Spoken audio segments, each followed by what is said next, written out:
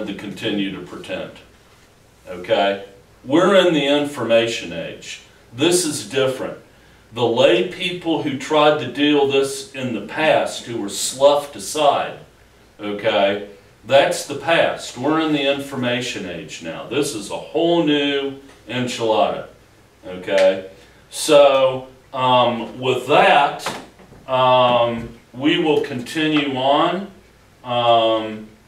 Look forward to John's messages tonight. Susan will come up now. John will follow.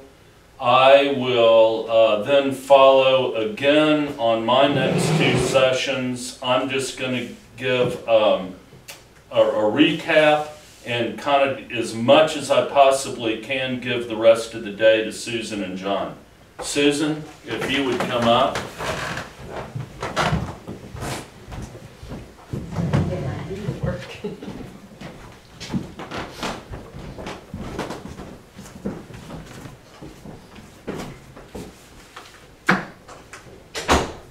I'm Susan Dohse. I'm married to Paul Dohse for 2 years, and it has been an adventure.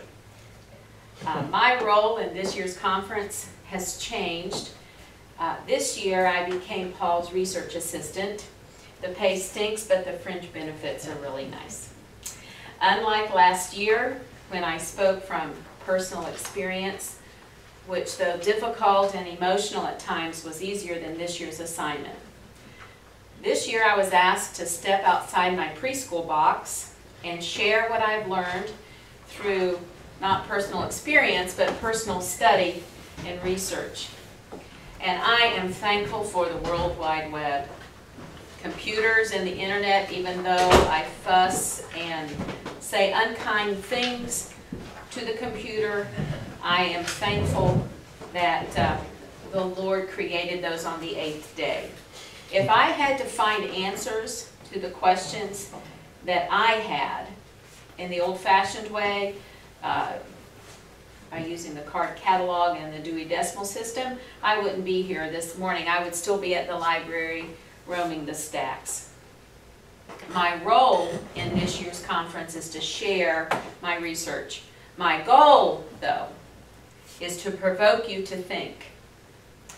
What I want to share is only an introduction. It's not even a scratch on the surface of what there is to know about these historical figures. It's up to you, though, to continue the research project. So you do have an assignment. I want you to think of me as just a grain of sand, an irritant in the oyster that over time, though, yields a pearl.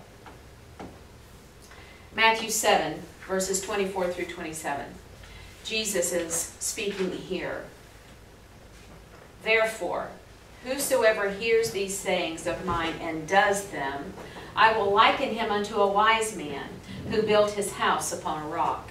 And when the rains descended and the floods came and the winds blew and beat upon that house, it fell not, for it was founded upon a rock. And everyone that hears these sayings of mine and does them not shall be likened unto a foolish man who built his house upon the sand. And the rains descended and the floods came and the winds blew and beat upon that house, and great was the fall of it. The foundation of thought that I want to illustrate is built upon a historical figure that I just knew initially in a Jeopardy quiz show fashion, you know, do-do-do-do-do-do-do. Student of Socrates, Greek philosopher, the Republic. Who is Plato? Well, if I were to ask you to tell me something that you know, or you've been taught about this man, I'm certain I would get classic textbook answers. Greek philosopher, student of Socrates, established the first university called the Academy, wrote the Republic. I would give you credit for being correct. For over 2,500 years, Plato has been studied, admired, modified, personalized, and deified. He has been described as a great thinker, lover of wisdom, a crusader against error, and an enemy of falsehood. Well, after reading hundreds of pages about him, I cannot help but agree that he was a man of great intelligence. He was a mathematical genius, an advocate of education.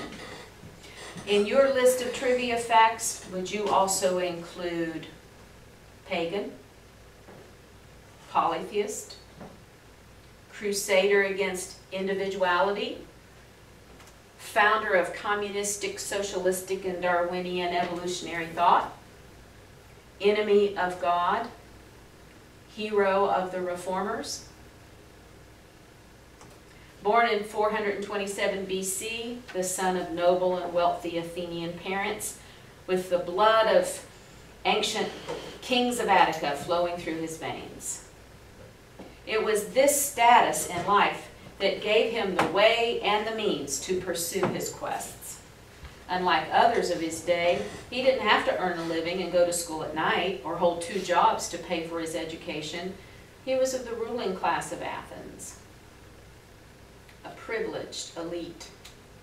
At the age of 20, Plato came to Socrates and asked to be his pupil.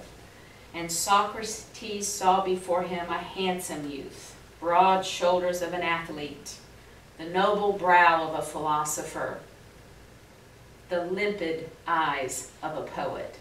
Those aren't my descriptive terms. This is how Socrates described him. Socrates accepted him as a student, and this became the beginning of a tender and intimate relationship that lasted until Socrates' death.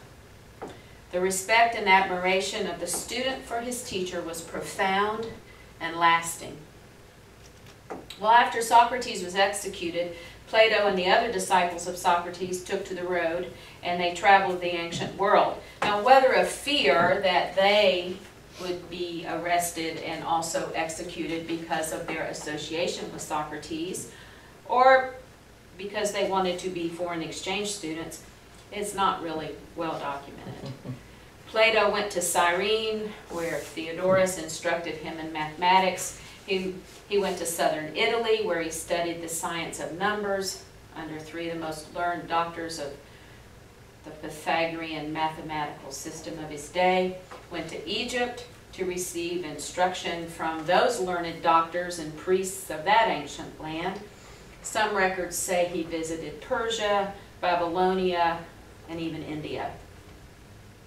So he returns to Athens and establishes his academy, the first university in Europe, where he taught until the age of 81. So up until his return to Athens, we can say letter P for professional student. P for pagan polytheist. Plato regarded the sun, moon, stars, and planets as the visible gods. These heavenly bodies do not come into being and then pass away. Plato attributed divine souls to the sun, moon, stars, and planets because they followed that intelligible course through the sky. He also held to invisible gods, the gods of the civilized life, where the king was Zeus. These gods care about humans. They're aware of whether we are good or evil. Though invisible, they can reveal themselves when they want to. They are not standards of justice, beauty, truth, and goodness, but they were living beings who have the perfect knowledge of those standards. Plato wrote, "I do believe that there are gods, and that in a far higher sense than that which any of my accusers believe in them." P for Platonic wisdom, which unites with mythology. P for philosopher ruler. Plato referred to himself as a philosopher ruler. He stressed the importance of living the life of a philosopher by worshiping ideas. The search of ideas, the appreciation of ideas, the participation of the ideas, that's the life of a philosopher. And that's what he taught, and that's what he believed. So the life of Plato was a tireless quest for those ideas.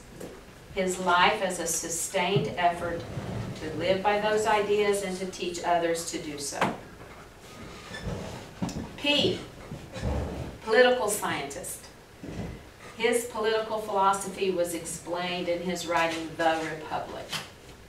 The ideal state, he says, should be divided into 3 classes of citizens, and each class has its own particular duty to be performed and its special virtue to be developed.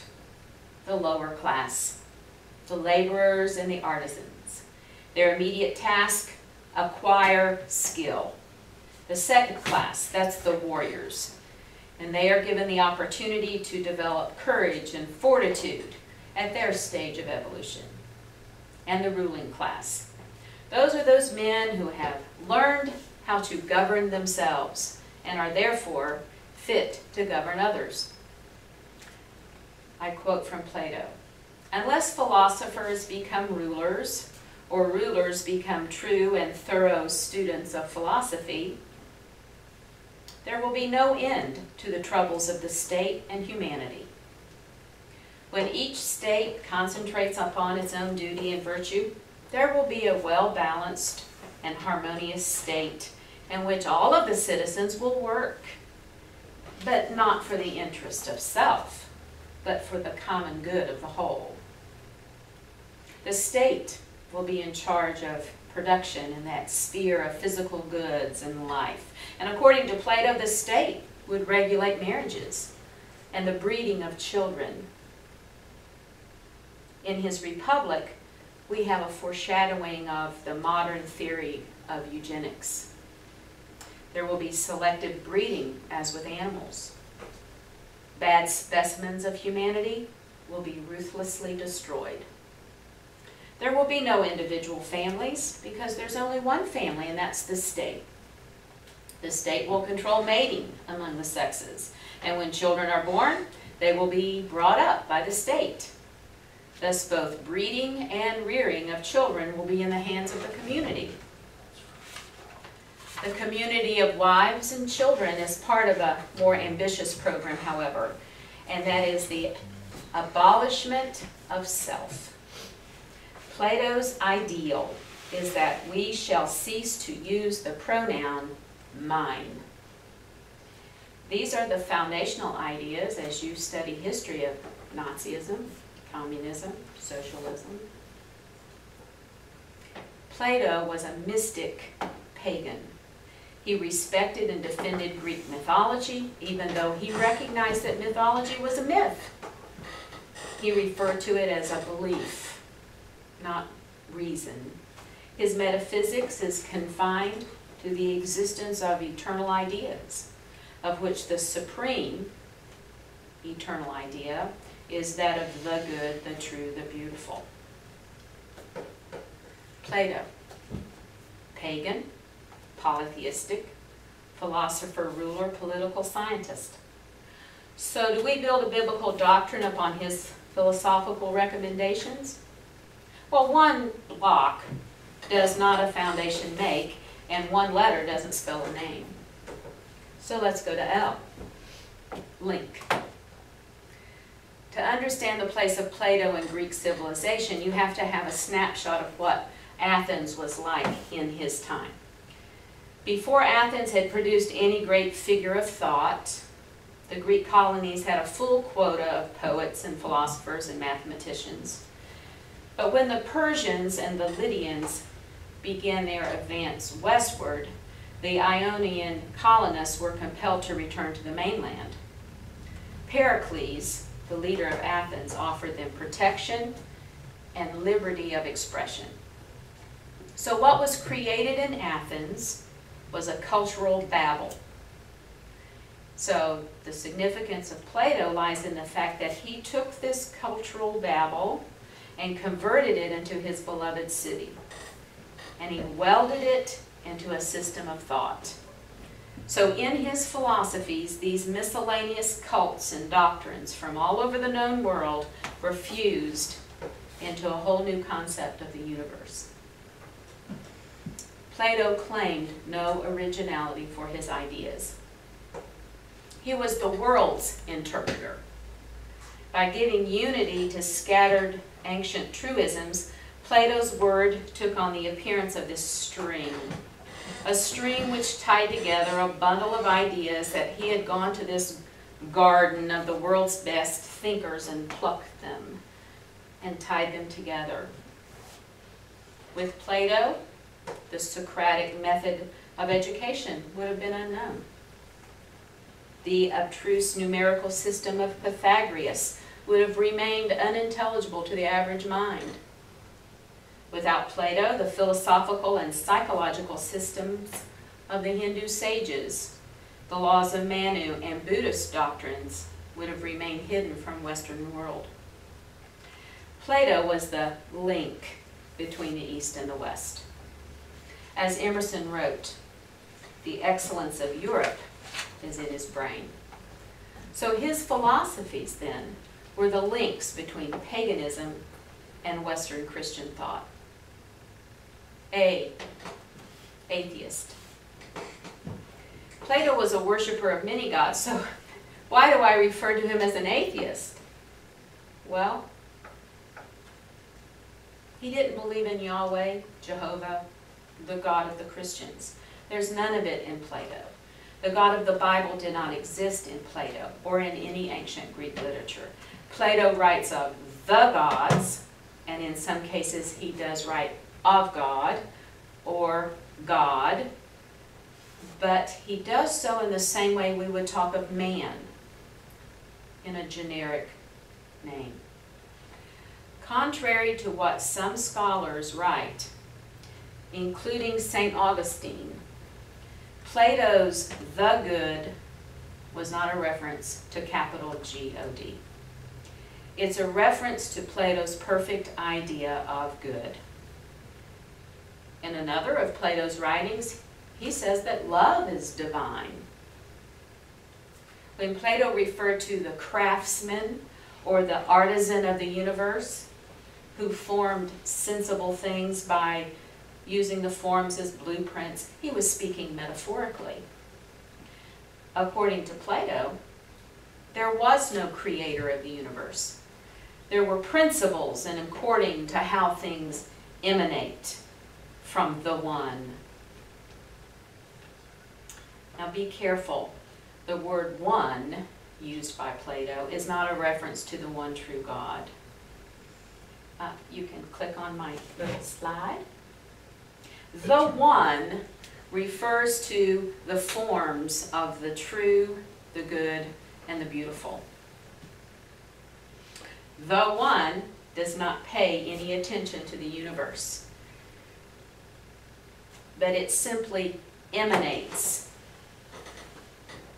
Okay, you like that word, emanate? There it is, you see it? You have the forms. Does not pay any attention to the universe. Pause.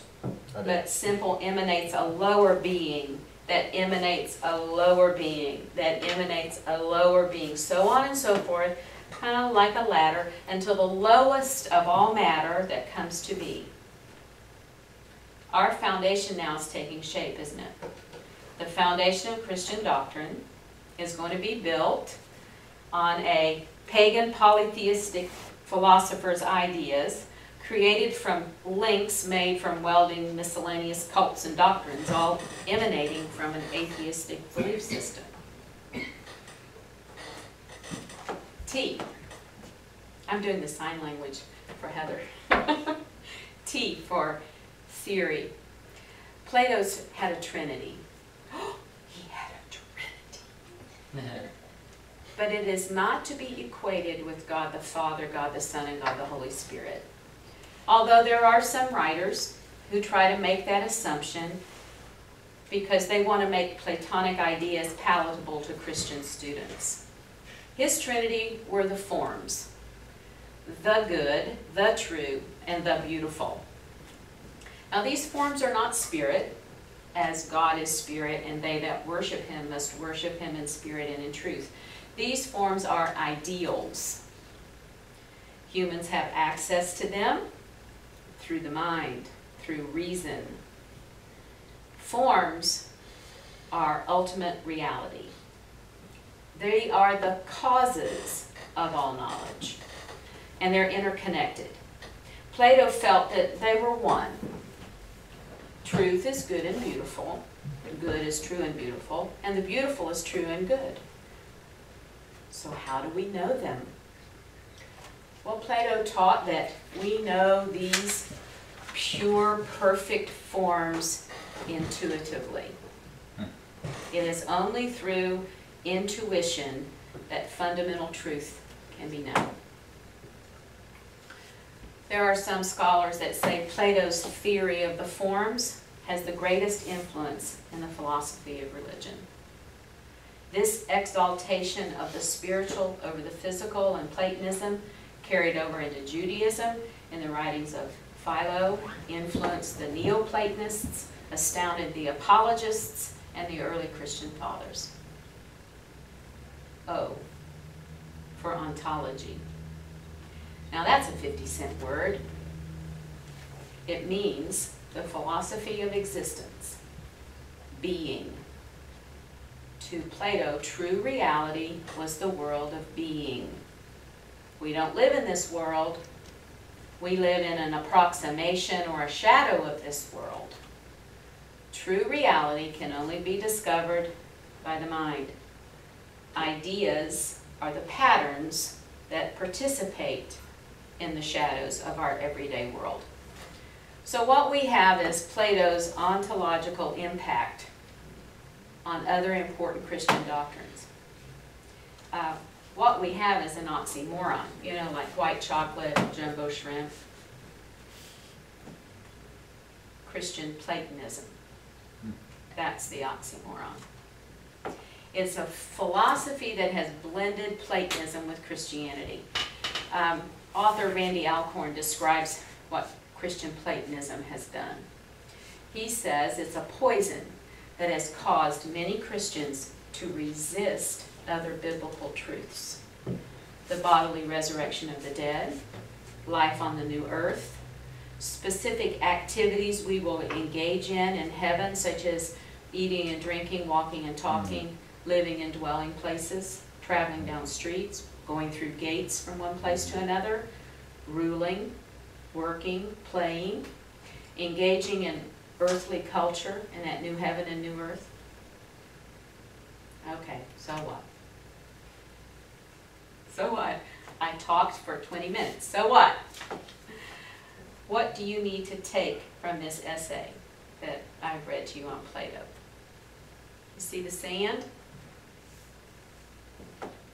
The foundation of Reformed doctrine is built on the ideas of a pagan polytheist who linked other pagan ideas into an atheistic framework that he called his theory of forms, and by doing so has ontologically affected the way Christians understand truth, and it robs them of hope. Jesus said, "Everyone that hears these sayings of mine and does them not shall be likened unto a foolish man who builds his house upon the sand."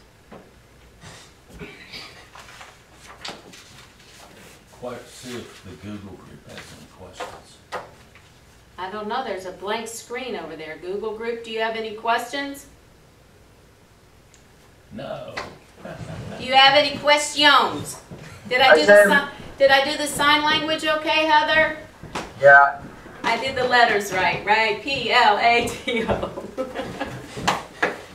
The slides, we don't get to see the slides, so it's a little confusing with that part. But, We'll send pictures to you over the email. okay. Okay. Thanks, Susan. That was great. And what we're going to do now is John is coming up next. We've got to reload a couple of video cameras. In about 3-4 minutes, John will come up and give his presentation. now I'm beginning to see really how wonderfully Susan's material and John's material are going to fit together. So after John finishes his talk, I will step up to the challenge, and believe it or not, I am, again, since my sessions are in that book, I'm going to boil down my sessions 2 and 3 in one talk. And I'm just going to hit the important high points, okay? And then I'm going to give the rest of the day to John and Susan, okay? So give us about 3-4 minutes to reload the local video cameras and to reset the live streaming. And John will be up for his first session in about 5 minutes.